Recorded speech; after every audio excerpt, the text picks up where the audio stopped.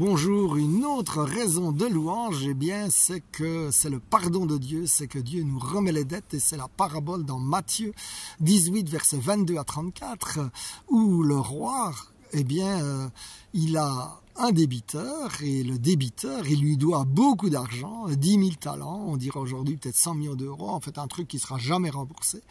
Et le roi laisse tomber sa dette, et il faut remarquer que le roi, il n'est même pas en colère, mais il laisse tomber sa dette gratuitement quelque part.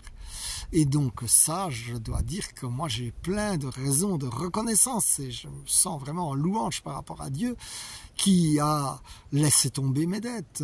Alors d'une part les dettes du péché, des erreurs, de toutes les choses qui ne sont pas selon son plan de vie, mais aussi une dette que je dirais morale, bien que j'aime pas trop le mot, mais il nous a comblés de toutes sortes de bénédictions et quelque part je suis dans la louange vis-à-vis du roi et je sais que je suis en quelque sorte redevable et que ce que j'ai aujourd'hui, c'est quand même grâce à lui. Donc j'ai plein de raisons d'être dans la louange. Et alors vous allez dire, moi les dettes dans la famille, ça me parle tout à fait parce que mon père a travaillé des années pour rembourser les dettes de mon grand-père. Et c'est un cycle infernal. Et heureusement, nous avons vu vraiment le Seigneur qui a d'abord stoppé l'hémorragie, et ensuite qui a permis à mon père de trouver un autre travail qui a permis de régler le problème. Et donc mon frère, ma soeur, j'ai une bonne nouvelle pour toi, même si tu crois que c'est désespéré, eh bien il suffit d'un moment de faveur de Dieu, tu lui demandes et tu reconnais que tu es endetté vis-à-vis de lui et alors il va te libérer de tes dettes. Et ça c'est toute la bonne nouvelle.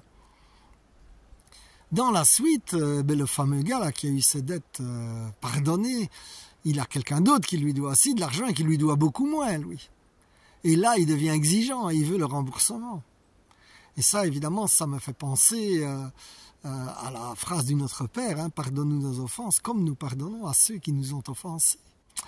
Et en flamand, ceux qui nous ont offensés, c'est « onze schuldenaren », ce qui se traduit par nos débiteurs en comptabilité.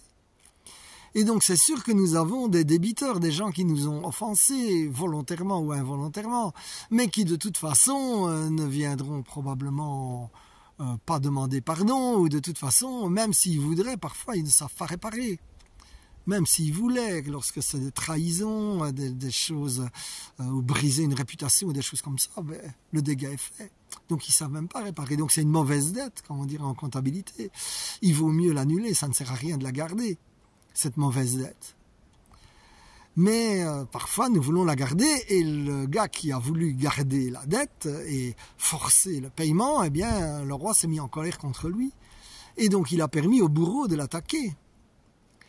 Et là ça me fait penser le mot bourreau déjà au triangle bourreau, victime, sauveur, et lorsque nous refusons de pardonner quelque part nous nous mettons en victime et donc comme disait la coach, le bourreau va fatalement arriver. Et en fait, cela ouvre des portes, justement, qui empêchent la bénédiction de passer. Alors, mon frère, ma sœur, réjouissons-nous que Dieu, eh bien, il nous a libérés de toute dette par Jésus-Christ. Nos péchés sont effacés. Et nous sommes pleins de reconnaissance, nous sommes dans la louange. Et puis, Seigneur, nous nous rendons compte aussi que les gens qui nous ont offensés, souvent, ils étaient eux-mêmes blessés. Certains n'ont même pas voulu être blessants, mais ils l'ont été quand même.